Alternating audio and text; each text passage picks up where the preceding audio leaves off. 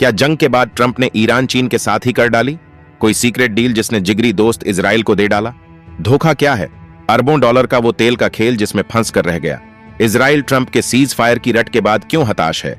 Israel जंग के बाद अकेला पड़ा। इजराइल तो भारत को लेकर इजराइल ने ऐसा क्या खुलासा किया जिसने ट्रंप के भी उड़ा डाले? होश भारत की सुपर पावर दोस्ती को लेकर इजराइल ने जो कहा उसे सुनकर नहीं आएगी। ट्रंप को नींद चीन रूस भी हो गए। हैरान इजराइल और ईरान के बीच 12 दिनों तक चली खतरनाक जंग अब खत्म हो चुकी है। दुनिया ने राहत की सांस ली है और इस शांति का क्रेडिट लेने के लिए एक शख्स सबसे आगे आकर खड़ा हो गया है। अमेरिका के राष्ट्रपति डोनाल्ड ट्रंप पूरी दुनिया में घूम घूम कर अपनी पीठ थपथपा रहे हैं और कह रहे हैं कि अगर मैं ना होता तो यह जंग कभी नहीं रुकती। वह बार बार दोहरा रहे हैं कि जैसे उन्होंने भारत पाक के बीच सीज फायर कराया था, वैसे ही उन्होंने ईरान और इजराइल को भी शांत करा दिया। पूरी दुनिया में ट्रंप की मैं और सिर्फ मैं की गूंज सुनाई दे रही है। लेकिन दोस्तों, जब दुनिया इस शांति के जश्न में डूबी थी, तब पर्दे के पीछे एक ऐसा खतरनाक खेल खेला जा रहा था। एक ऐसी गहरी साजिश रची जा रही थी जिसने अमेरिका के सबसे पुराने और सबसे भरोसेमंद दोस्त इजराइल की पीठ में ही छुरा घोंप दिया। डोनाल्ड ट्रंप ने शांति के इस नकाब के पीछे चुपचाप ईरान और चीन से हाथ मिलाकर इजराइल को एक ऐसा धोखा दिया है जिससे शायद वह कभी उभर नहीं पाएगा। जंग भले ही रुक गई हो, लेकिन इजराइल अपने तय टारगेट पूरे नहीं कर पाया और इस अधूरे मिशन का सबसे बड़ा कारण बना खुद उसका अपना सबसे बड़ा दोस्त अमेरिका। अमेरिका के इसी बदलते रवैये और धोखे के बीच अब इजराइल से एक ऐसी आवाज उठी है, एक ऐसा बयान सामने आया है जिसने दुनिया भर की राजनीतिक गलियारों में भूचाल ला दिया है। इजराइल ने इस मुश्किल घड़ी में अपने दुश्मन की नहीं, बल्कि अपने सच्चे और हर मौसम के साथ ही हमारे अपने देश भारत की तरफ देखा है। इजराइल ने भारत को लेकर एक ऐसा होश उड़ा देने वाला खुलासा किया है जिसने एक बार फिर दुनिया को भारत और इजराइल की दोस्ती की असली ताकत दिखा दी है। हम आपको बताएंगे इस धमाकेदार खबर की पूरी कहानी, तो बने रहिएगा वीडियो पर। और इस संबंध में आपके जो भी विचार हो कमेंट में लिखकर जरूर बताइएगा। तो चलिए अब पर्दा उठाते हैं जियोपॉलिटिक्स के उस सबसे बड़े धोखे से, जहां दोस्ती का नकाब पहनकर एक सुपर पावर ने अपने ही दोस्त की उम्मीदों का सौदा कर लिया। यह कहानी है डोनाल्ड ट्रंप के उस मास्टर स्ट्रोक की, जो असल में इजराइल के लिए एक विश्वासघात था। यह समझने के लिए कि ट्रंप ने इजराइल को कैसे और क्यों धोखा दिया, हमें इस खेल के 3 किरदारों को समझना होगा। ट्रंप, ईरान और चीन। सबसे पहले बात करते हैं डोनाल्ड ट्रंप की। ट्रंप एक बिजनेसमैन है और उनके लिए हर चीज एक डील है। उन्हें पता है कि अगर अमेरिका में पेट्रोल डीजल की कीमतें बढ़ी तो जनता नाराज हो जाएगी, और इसलिए उनका एकमात्र मिशन है तेल की कीमतों को किसी भी तरह नीचे रखना। और इसी मिशन को पूरा करने के लिए उन्होंने वो कदम उठाया जिसने इजराइल को हिलाकर रख दिया। नाटो समिट में पूरी दुनिया के सामने ट्रंप ने ऐलान किया कि ईरान बहादुरी से जंग लड़ा है और अब उसे नुकसान से उबारने की जरूरत है। इसके बाद उन्होंने वो कहा जिसकी किसी ने कल्पना भी नहीं की थी। ट्रंप ने कहा, मैं अब ईरान को तेल बेचने से नहीं रोकूंगा। आपको याद दिला दें कि अभी तक अमेरिका ने ईरान के तेल निर्यात पर कड़े प्रतिबंध लगा रखे थे, जिसने ईरान की अर्थव्यवस्था की कमर तोड़ रखी थी। लेकिन अब ट्रंप ने ईरान को अपना तेल बेचने की खुली छूट दे दी। और तो और उन्होंने यहां तक कह दिया कि अगर चीन ईरान से तेल खरीदना चाहता है तो हमें इसमें भी कोई दिक्कत नहीं है। अब आप सोचिए, यह इजराइल के लिए कितना बड़ा झटका था। इजराइल 12 दिनों तक इसीलिए जंग लड़ रहा था ताकि वह ईरान की आर्थिक और परमाणु ताकत को कमजोर कर सके।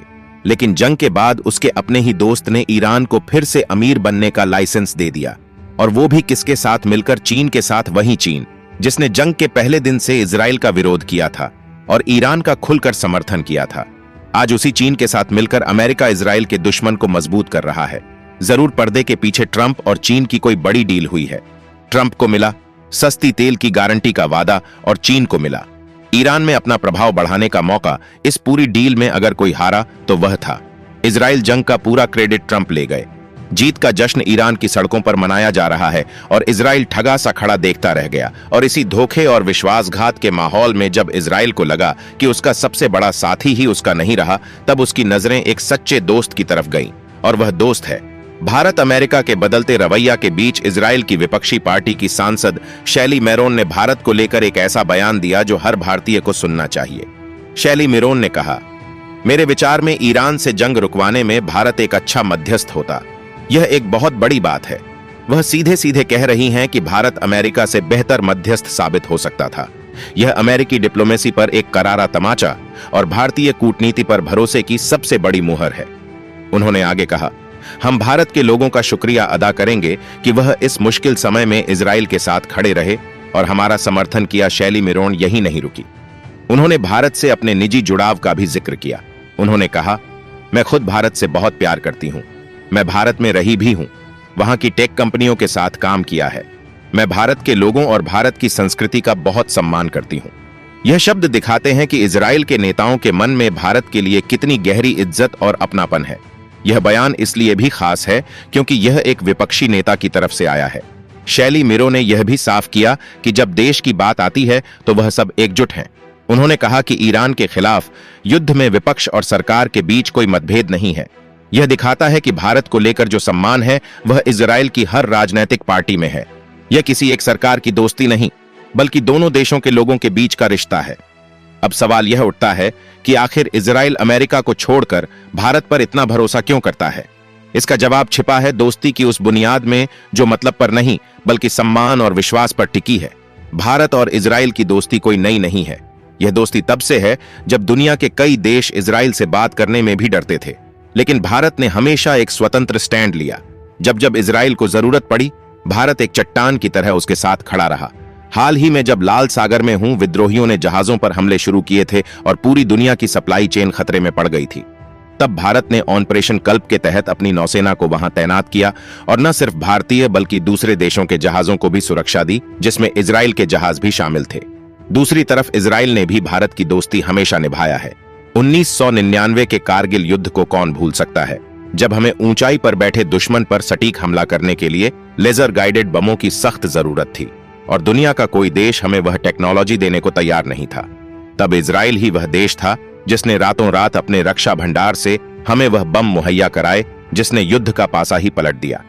यह दोस्ती सिर्फ हथियारों तक सीमित नहीं है। आज इजराइल की ड्रिप इरिगेशन टेक्नोलॉजी भारत के लाखों किसानों की किस्मत बदल रही है और रेगिस्तान में भी फसलें उगाने में मदद कर रही हैं। डिफेंस एग्रीकल्चर टेक्नोलॉजी और इंटेलिजेंस शेयरिंग, ऐसा कोई क्षेत्र नहीं है जहां यह दोनों देश मिलकर इतिहास ना रच रहे हो। यही वह भरोसा है, यही वो निस्वार्थ दोस्ती है जो आज इजराइल को अमेरिका से ज्यादा भारत के करीब ला रही है। उसे पता है कि भारत एक ऐसा दोस्त है जो कभी धोखा नहीं देगा। भारत अपना फायदा देखने से पहले दोस्ती का धर्म निभाएगा। अब जरा उस तुलना को भी देखिए जिसका जिक्र यूजर ने किया था। इजरायली सांसद शैली मिरोन कहती हैं कि देश की सुरक्षा पर हम सब एक हैं। उनकी सरकार ने जो किया, विपक्ष उसके साथ खड़ी है। किसी ने अपनी सेना से कोई सबूत नहीं मांगा, लेकिन हमारे देश में कुछ लोग हमारी सेना के शौर्य पर भी सवाल उठा देते हैं। जब हमारी सेना ने ऑपरेशन सिंदूर जैसे मिशन को अंजाम दिया और दुश्मन को उसके घर में घुसकर सबक सिखाया, तो कुछ लोगों ने यहीं बैठकर सेना से सबूत मांगना शुरू कर दिया। बाद में तो खुद पाकिस्तान के बड़े बड़े नेता चीख चीख कर कहने लगे कि हां, भारत ने हमें घुसकर मारा है, हमारे एयरबेस उड़ा दिए। लेकिन यहां का नैरेटिव नहीं बदला। यह दिखाता है कि एक मजबूत देश सिर्फ हथियारों से नहीं बल्कि अपनी अंदरूनी एकता से भी बनता है। तो कुल मिलाकर कहानी यह है कि डोनाल्ड ट्रंप ने इजराइल के साथ एक बहुत बड़ा छल किया है। उन्होंने ईरान और चीन को फायदा पहुंचाया और अपने दोस्त को बीच मझधार में छोड़ दिया। लेकिन इस धोखे की आग से एक और ज्यादा मजबूत दोस्ती का जन्म हुआ है, और वह दोस्ती है भारत और इजराइल की। इजराइल का यह बयान कि भारत बेहतर मध्यस्थ होता, असल में दुनिया के लिए एक ऐलान है। यह ऐलान है कि दुनिया का पावर सेंटर अब बदल रहा है। अब फैसले वॉशिंगटन या बीजिंग में नहीं होंगे। अब दुनिया की बड़ी समस्याओं को सुलझाने के लिए दुनिया नई दिल्ली की तरफ देखेगी। तो क्या दुनिया अब वाकई एक नए दौर में प्रवेश कर रही है, जहां पुराने दोस्तों के वादे खोखले साबित हो रहे हैं और भारत ही विश्व मित्र की असली परिभाषा बनकर उभर रहा है? कई और भी सवाल उठ रहे हैं कि अगर अमेरिका अब चीन और ईरान पर इतना मेहरबान हो रहा है, तो सऊदी अरब और यूएई जैसे उसके पुराने और सबसे अमीर अरब दोस्त इस पर कैसे रिएक्ट करेंगे? क्या वह भी अमेरिका का साथ छोड़कर एक नए गुट की तलाश करेंगे? क्या मिडिल ईस्ट में एक ऐसा नया पावर ब्लॉक बनने जा रहा है जिसका लीडर अमेरिका नहीं बल्कि भारत होगा? इस शतरंज की अगली चाल और भी ज्यादा खतरनाक और रोमांचक होने वाली है। क्या अमेरिका की जगह अब भारत मिडिल ईस्ट का नया किंग मेकर बनेगा? इस पूरी कहानी पर, डोनाल्ड ट्रंप के धोखे पर और भारत इजराइल की इस अटूट दोस्ती पर आपकी क्या राय है? कमेंट्स में लिखकर बताइए।